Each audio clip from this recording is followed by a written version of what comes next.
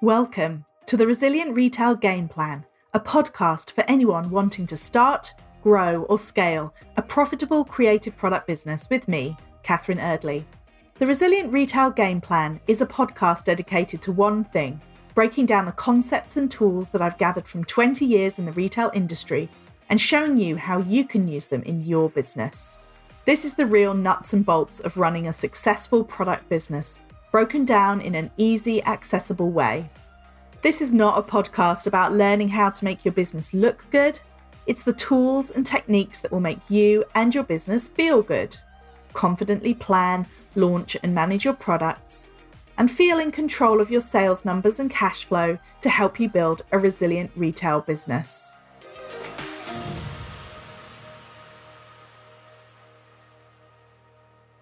Welcome, it is episode 52 of the Resilient Retail Game Plan. I'm your host, Catherine Erdley, as well as the founder of the Resilient Retail Club, which is my membership group for product businesses. You can find out more at resilientretailclub.com. I am really excited today to delve into a very interesting subject that I think a lot of small business owners find tough, and that is how do you actually go about figuring out who you need to help you at Christmas? How do you go about actually building your team? And very importantly, how do you go about recruiting them? So I'm joined on today's podcast by Mandy Hamerla, who runs Modern HR, which I think is a great name for a company. And she specializes in helping small businesses with their recruitment and staff development as well. So she's the perfect person to help us think about getting ready for Christmas, which is, of course, the theme of this series of podcasts.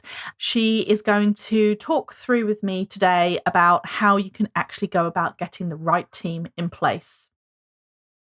Hi, Mandy. Welcome to the podcast. Thank you so much for being here. Oh, thanks for having me. Do you want to kick us off by just introducing yourself, telling us a bit about you? So my name's Mandy. I'm the founder of Modern HR, and I really help entrepreneurs with everything to do with hiring a team and all their legal responsibilities when it comes to employing people. So I've worked in HR for 20 years.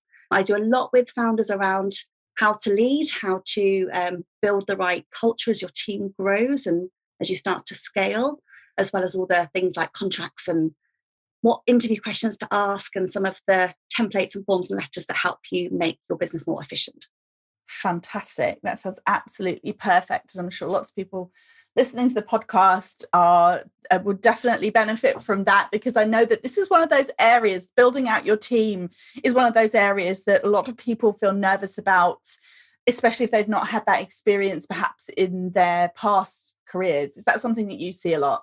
Oh, definitely. Yeah. I think it can be a real minefield, like knowing whether to hire a contractor or a worker or an employee and what role to hire first and then second and third, and, how much to pay somebody and, what about pensions and benefits and, what happens if I get fined or sued? So absolutely, I see it all the time. It can be quite scary as well as very exciting when you're looking to take that next level. Absolutely. Because of course that is such a big thing to celebrate when you start bringing in new members of your team. So exciting, definitely. So this podcast season, if you like, or this couple of months in the podcast is all about getting ready for Christmas, because that's such an important thing for small businesses to be thinking about, especially because they take so much of their money in that run up to Christmas. Now, you were saying that you've worked at Argos, so I'm sure that is a big Christmas focus for that business as well.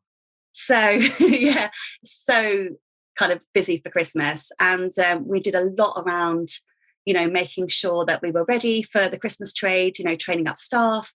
Actually, everybody from the head office went out to work in the stores sometimes to make sure that we all felt like one team and we were all really focused on supporting the customers and, especially at Christmas when it's so busy, making sure the queues are managed, etc. So, yeah, that was definitely all hands on deck for the Christmas period. Oh, my goodness. That's just bringing back so many memories for me, because every time I worked in head office retail for 17 years, and most businesses I worked for, every year at Christmas, they would send you out to the shop floor. And I remember I worked in the US for 5 years, and one Christmas Eve, I was in downtown Boston in the flagship store, and it was absolute mayhem. And there was I from head office, like a deer in the headlights. Yeah. It's so good though to see what the shop floor teams go through, because Christmas in physical retail is just crazy. So if someone's listening to this and they know that Christmas is going to be busy for them, how would you suggest that they even begin to work out what kind of team they might need to support them at Christmas? Well, I guess, online businesses have exactly the same issue in terms of, lots of people placing orders and, you have to fulfill those orders. Yeah, I would say if it's just you, or maybe it's you and one or two others, thinking about, what your team's going to look like for Christmas is definitely something you should start to do, as soon as possible. And I would say the first step really is to, if you're not sure, if you really don't know where to start, the first thing I would recommend is to just list out, what are you doing? Where are you spending your time? And looking to try and group that activity. So, you're going to have customer queries, you're going to have social media marketing, you're going to have designing the products, all the stuff around the products, taking orders, packing orders, Yeah. keeping orders, etc. So just trying to group out what it is that you're spending your time doing, and then starting to think, well, actually, what could I start to outsource? What would I feel comfortable letting go with? I would suggest that should be the back office stuff first. You keep the contact with your customers, but think about what could you outsource to begin with that could just help to, for you to feel comfortable with that first step. Right. Yeah. So maybe packing's a Packing, good one, I think. And maybe if you've got a certain amount of making, that's maybe it's more assembly than making, that is, you could maybe have somebody help you with. Or it's funny, I know that there are people that I work with, some of my one-to-one clients, who need somebody who just makes up boxes. yeah, that's yeah, their Christmas job, is they make up the shipping boxes so that then somebody else can pack them and get them out. But that's really interesting what you're saying there. So it's then thinking about that, writing out the list of activities and then grouping them into roles effectively. it's even just, if you star the ones that you absolutely have to do, and the rest you could potentially outsource one day. And then it's just, as you say, think about what's the easiest thing. Is it somebody setting up boxes? Is it somebody sticking labels onto Mm. packages? Is it someone doing a trip to the post office for you? Or, anything like that you think, well, that's a good place to start. I feel comfortable outsourcing that. Lots of people are going to be looking for extra income during the Christmas period. So, don't think what you've got is too small necessarily for somebody to take on. It's about trying to group the tasks together. So you've got that kind of really slick process, and you can just give someone that one piece of that. One piece of it, but you know how the whole thing fits together. I Yeah. think that's so true. I think people so often worry. I often talk to people who say, well, who's going to want to come and do my packing? And I say, well, what are the alternatives? If you actually, I would think, when I think about all of the many, many terrible jobs that I did to earn money when I was, especially when I was younger, and the holidays and the weekends and this kind of thing, actually working for a small business and packing their boxes sounds pretty idyllic when you think about, mopping the toilets in a McDonald's or something. Or so I think there's a lot of people really love, I think, to be part of a small business journey as well. Definitely. And actually one of my clients, she's had phenomenal success building a team, and she's gone from having a very small number of people who did that assembly, who kind of created the products, and then somebody, taking the products and putting them in boxes and putting the address labels on and printing all those off and sending it, to now, quite a big team. And yeah, it's just about starting somewhere. And actually, her success has been through hiring local mums who are delighted to have work within the school hours, and who are delighted to be working with other mums and having that social aspect as well. So it's also about thinking what you can offer, because everyone's got something to offer that could be better than an alternative, bigger, like you say, like a McDonald's or something like that. So Yes. definitely don't rule out what you can offer somebody. I'm sure they'd be very grateful, especially, as I said, with Christmas income, to have a few extra hours that they can work around kids or things like that. Yeah. I mean, that's so true. I often say that I think one of the most untapped skill bases in the whole country is women who've had to give up, or who've made that decision that they want to be flexible and work around school and work around childcare, but then they are available for those few hours, and there Yeah, just aren't that many roles where someone could say, yeah, sure, come for 3 hours in the morning and do 3 hours 3 hours for me, and then off you go. There just aren't that many roles out there. So I often say the same thing. Local mums, it's actually really offered a really great way to find people who, my experience has always been when I've worked with people, when I've recruited people for my own business through that method, then usually what happens is they're way more qualified than me in whatever I'm asking them to do, because they've probably got 15 years experience in corporate communications or something. It's really, as I said, a huge opportunity, I think. Yeah, definitely. And local parents, students, there's lots of people out there, so it's just about thinking about what you need for your own business. Absolutely. So when is a good time? You mentioned, we were just having a little chat beforehand, and you mentioned about Argos, for example, and I know it's certainly the same when I worked at Paperchase, that Christmas prep starts so far in advance. But if you're a small business, then when is a good time to start thinking about your Christmas recruitment? I guess you need to start working backwards. If for your business, if things start to kind of ramp up in October, November, if that's when your kind of busy period starts, then you want to be looking kind of, I'd say, 6 weeks before that. If you're not even clear what you want, then you might need to add another 2 weeks onto that. I mean, my advice is always be looking for great people, always. Always be open-minded, because you never know who you're going to come across. It could actually take something off you that could free up your time that could be better spent bringing more customers into your business. But if I was running an online business selling products that I think people are going to buy for Christmas, I would start having those conversations now with people. Start to figure out what exactly you're going to need in a kind of a good, better, best situation. If your business suddenly goes crazy and goes over your targets, what will you do? So it's almost that contingency planning for a small business. You just trying to figure out, well, okay, I could start with a packer, but then I might need my second role, my third role, my fourth role might be, just so you can start to think in your head how you see your business progressing over time. But start now. It's never too early to start hiring. I love that. Always be looking for good people. Always be looking.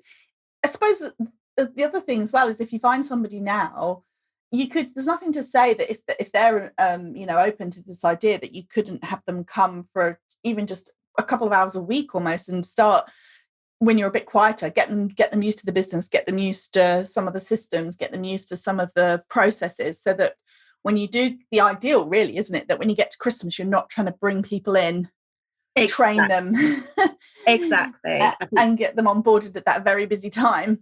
Yeah, exactly. Because I think many people underestimate how much time it goes into training somebody, because even if you think it's quite a straightforward task, it might be straightforward for you because you've been doing it probably quite a long time. But for when somebody new comes in, and especially if they're only doing a few hours, it's giving that to them. It's making sure they understand it, checking and make sure they're doing it to your standards. And so that can take a little bit of time. But, if you're looking now, you can offer somebody a job later on. You could say, could you start on the 1st of October? It's just about, trying to get in there before people go and apply for the jobs in Sainsbury's or, at any other place that's also looking for Christmas. You want to kind of secure somebody good as soon as you can. You don't have to have them start the next day, but definitely having that time built in to train them and help them understand and, deliver in line with your processes is good to start sooner rather than later. Is it a different process, do you think, when it comes to recruiting a permanent member of staff versus, say, a temporary member of staff who knows just going to be there for Christmas? Or do you think that it's pretty much the same process, but just slightly different legal side? It can be similar but different. So I think, with any business, if there's a certain amount of work that needs to get done. And then you have more customers, more sales, and that the task volume goes up, I guess. And you're likely to have core tasks. And when that gets to the point where you can't do it on your own anymore, the step would be to automate as much as you can. Once you feel like you've got all your systems in place, then start hiring your core team. Mm-hmm. For busy periods like Christmas, for example, then, I think that the hiring process is different, because you're going to have a very high volume of sales in a short period of time, but then that's likely to go back down in, say, January or February after Christmas. So the recruitment process for that is, especially for retailers, what's popular is either hiring somebody on a 0 hours contract or hiring a self-employed contractor, freelancer, sole trader to help out, because you won't need that permanently. And some businesses, do very well with the 0 hour method. It does get a bad reputation. So if you Google it, you might find, oh God, there's some horror stories about companies exploiting workers. And that's often associated with the big companies where they can afford to actually, their demand is constant, and they're putting people on 0 hours that really could put them on a proper permanent contract. Right. But when you've got a small business, having that flexibility for both sides can be a positive thing. As long as you treat people decently with respect and they know where they stand, then a 0 hours contract, which basically means the person works for you, they're contracted to no hours, and you just pay them for the hours they work. So that allows you, if you get very, very busy, to do more hours and offer them more hours. And if it's slower, then they do what's required. So core team, and then kind of peripheral team for busy periods.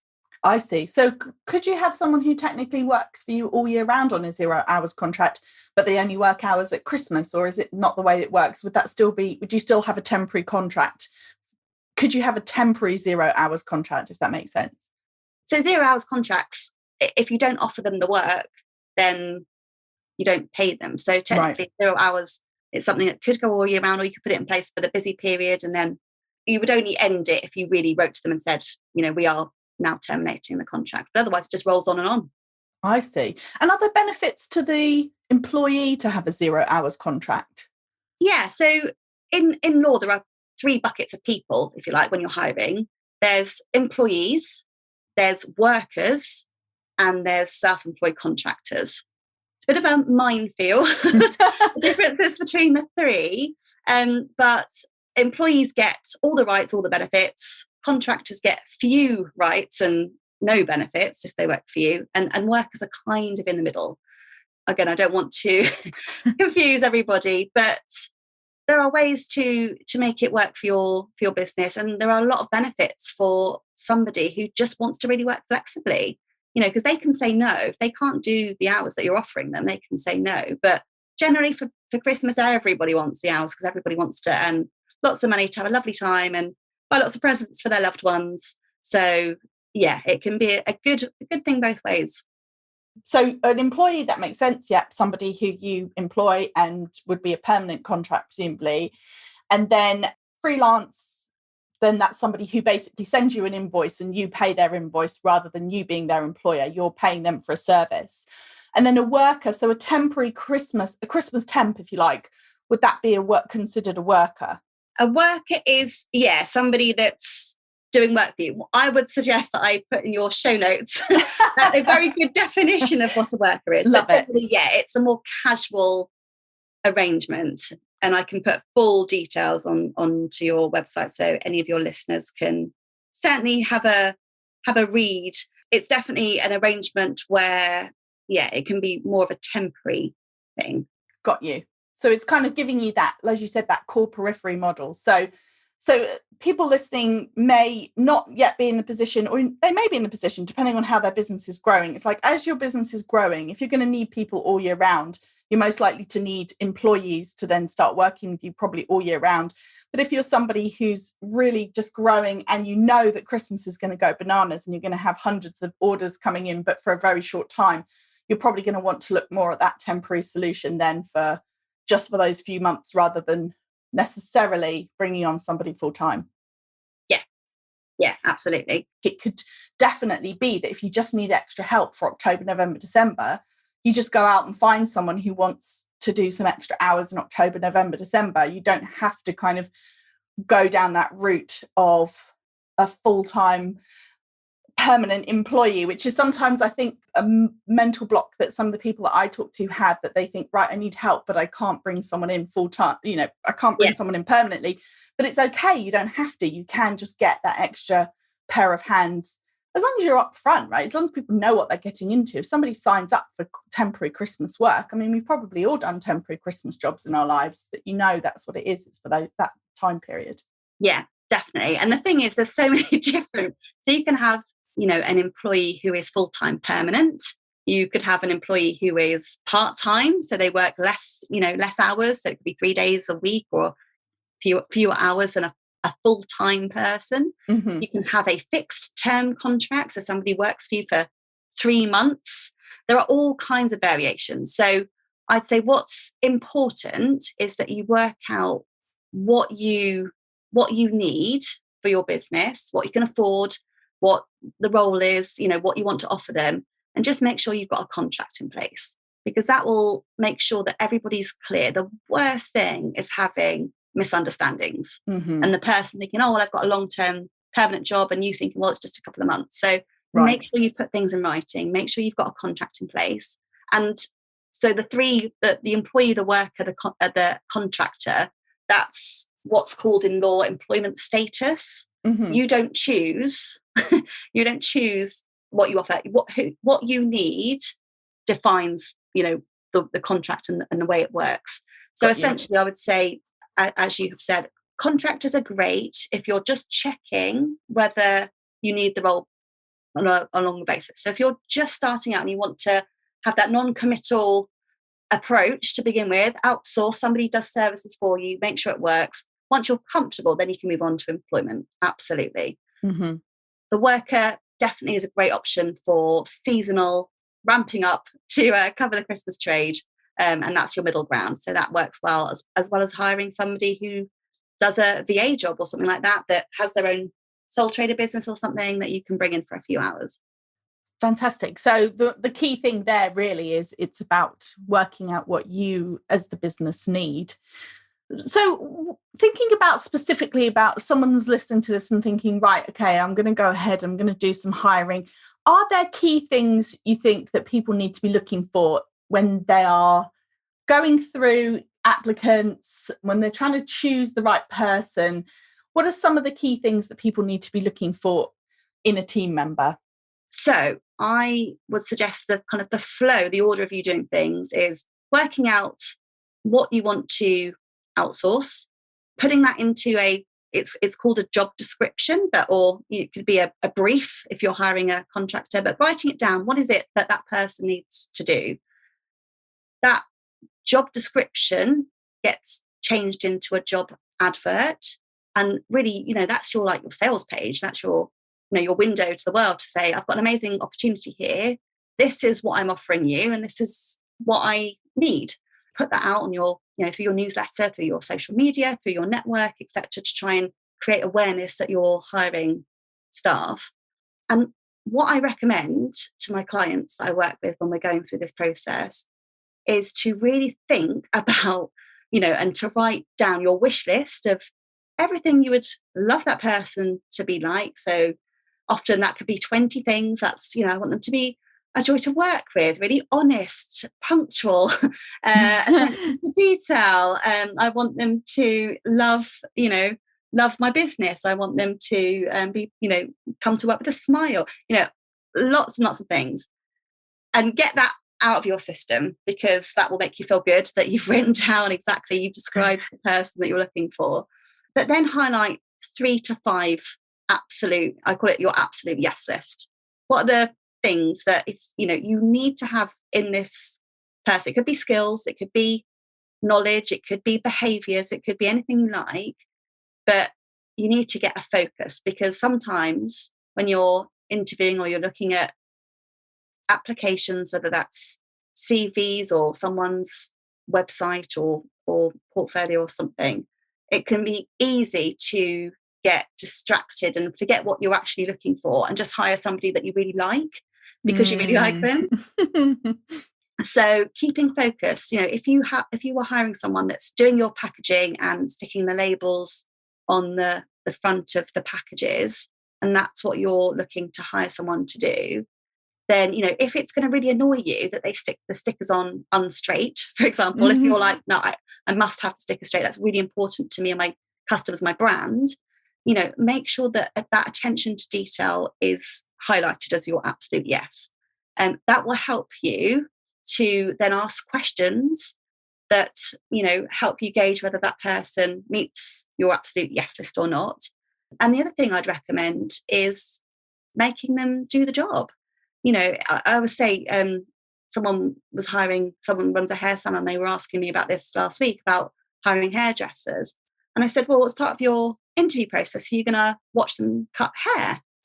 And she was like, no, I was just going to interview them. I was like, well, but you need to see if they can do the job. I might tell you I'm a great hairdresser. I'm really not, by the way. But if I, some people are very good at saying, oh yes, I'm, they're very come across as very confident, or they really want the money, so they really want to sell themselves to you. But the best way is to give them a little trial and see whether they can, cut the hair or not. You would watch them cut the hair, and if they, if you said to them, do it this way in this style, and they, you had a model and they did it, then for sure. And it's the same thing. You could have somebody say, well, can you pack these 5 boxes and stick the stickers on? And if they stick the stickers on evenly and consistently, and you love the way they've done it, great. But if they don't, you're going to know that's probably not a good match for you and your brand.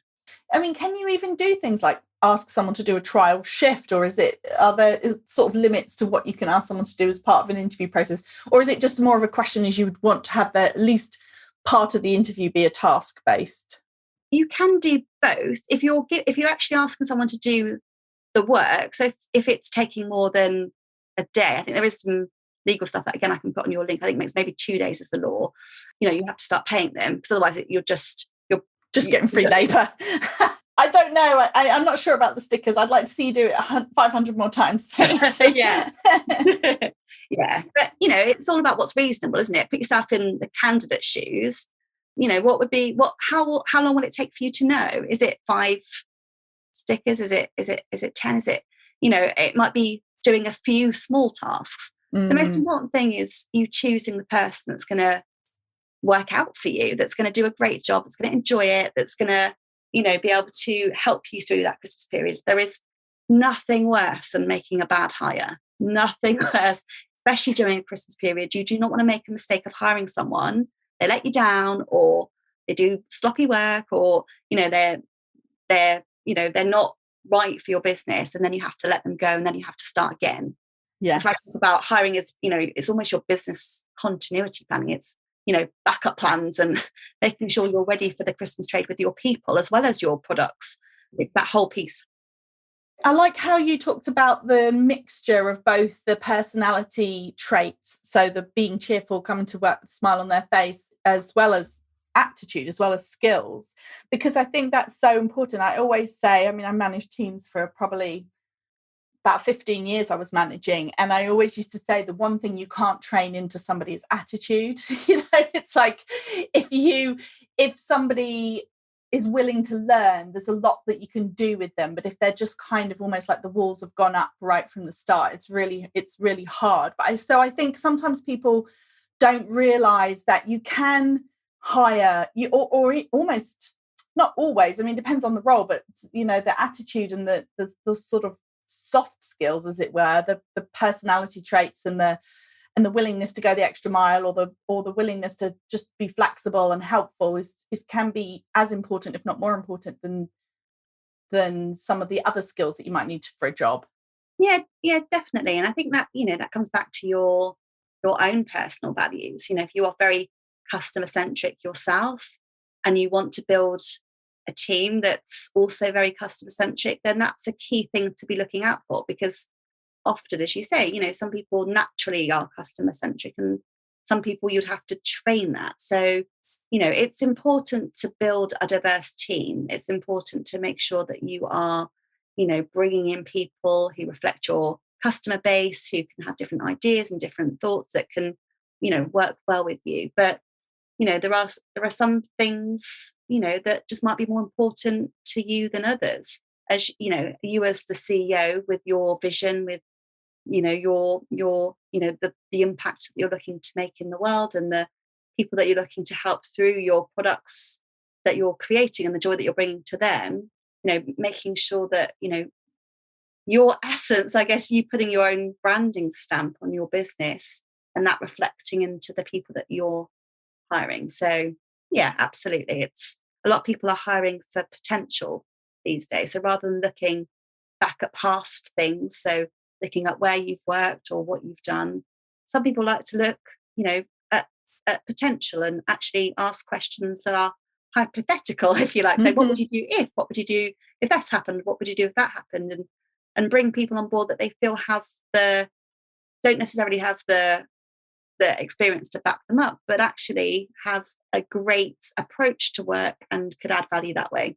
When I was in corporate and I was hiring, I hired, I don't even know how many hundreds of people at that sort of junior level, but it was always about the potential. You didn't always, well, you never really wanted to hire someone who was always going to be at that level. You were hiring for the people that they could become over sort of 10, even 10, 15 years in a career. Yeah, absolutely. Yeah. And again, it's just about getting the right hiring strategy. So if you want someone that's going to become your second in command and, and that's what you're looking for, then, someone that's got the potential definitely is a great way to go. Or if you're looking for someone just for Christmas that's going to, you know, make sure that your packaging is done properly, or, take things to the tip or anything like that, then, it might be a different approach. You might, reliability, commitment might be the most important thing for different, for a different role. So just focus on, what will be different as a result of bringing them on board. What's the value add? Because, you need to make sure that the person is adding the value to your business. And actually, this is a really great point, is, as you scale, as you hire people, you need to be protecting your profit and your margin, because if you're hiring 5 people and you're earning more because you're selling more and you can fulfill more orders, but actually your profit stays the same or even goes down, that's not good. So, Mm. the element or the essence of scaling a team is protecting your profit and making sure that, yes, your revenue goes up, but your costs go up, but your costs should never go up in proportion with your revenue. Your profit should always be increasing as you build a team. Otherwise, you're just working harder, managing people, and not getting the financial reward for it. To bringing them in, but in a very measured way, that you understand what your sales have to get to in order for your profit to be increasing, so that you're not just covering the cost of the new hire, but you're covering the cost and growing your profit as well. Yes, profitable teams. Absolutely. I mean, it's one of the reasons I love that phrase, turnover's vanity, profit is sanity, because you can grow your turnover by bringing in a huge team. But if you're spinning your wheels effectively, then you could have been more profitable when it was you. Yeah, And so really thinking about that profit piece versus the team. But of course, when if done correctly, then you'll bring them in at the right pace, and also don't let, if anyone's listening thinks, oh no, then I definitely won't bring in help for Christmas. I definitely think there's a big difference between adding 5 permanent employees and bringing in a bit of seasonal help. So definitely.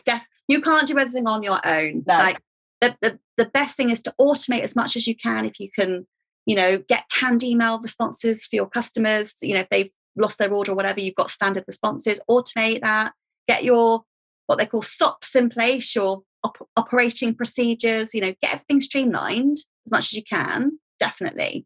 But seasonal, it's very difficult to do it all on your own. And actually it's really exhausting. So you are going to need to trust and get some help for the Christmas period. And actually, I often find that people are so nervous about the first hire, but actually once they've got someone in, as long as they put the work into it and they've hired, they've done it well and it's a good hire, they love it. And it's actually great to have people to share the success with over the Christmas period, and, get your leaderboards going on the wall. What have we sold today? And yeah, look, we're all doing this together as a team. It's lovely. So it's definitely worth you thinking about what's right for your business and how you can build your team to go through this process together.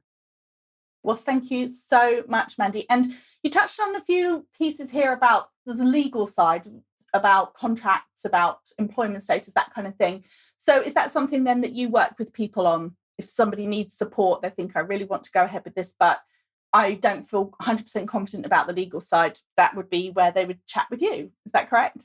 Yeah, absolutely. I think we've talked about the lovely side of hiring, but there are things that you need to do to be protecting yourself and your business. We don't want to go into the doom and gloom. And most people that you hire will be absolutely lovely. It's unlikely. Most people just want to come in and do a good job for you. But firstly, you do need a contract in place. It's the law if you're hiring an employee anyway.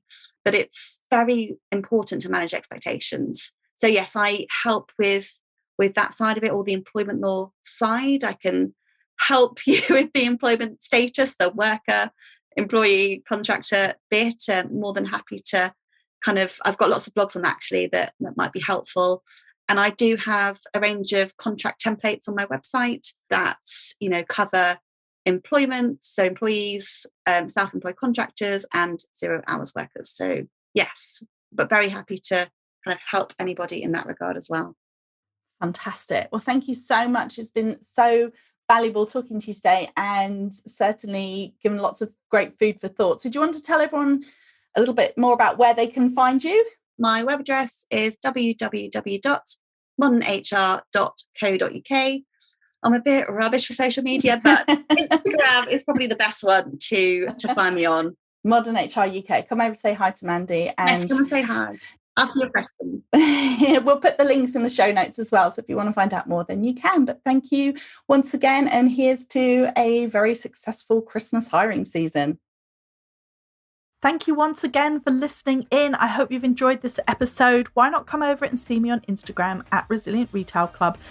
Share a screenshot or share a photo of where you are, where you're listening. I always love to see where people are listening, where they are when they're listening to the podcast. But I'd also love to know, did you take any key learnings away from today? Is there anything that you're going to do differently? Perhaps are you going to actually make your first hire this Christmas? I'd love to hear from you and find out more.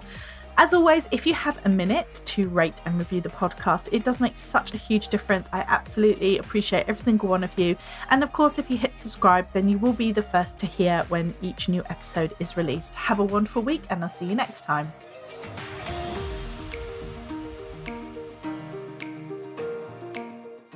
If you've enjoyed this week's episode, then I invite you to check out resilientretailclub.com.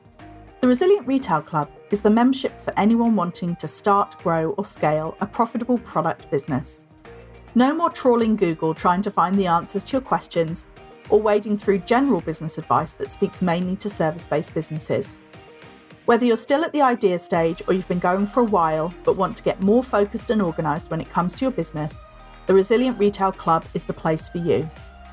With a library of courses tailored to creative product businesses, several live sessions a month, and a supportive and active community, the Resilient Retail Club is the perfect membership to help you hit your goals faster. Check it out at resilientretailclub.com.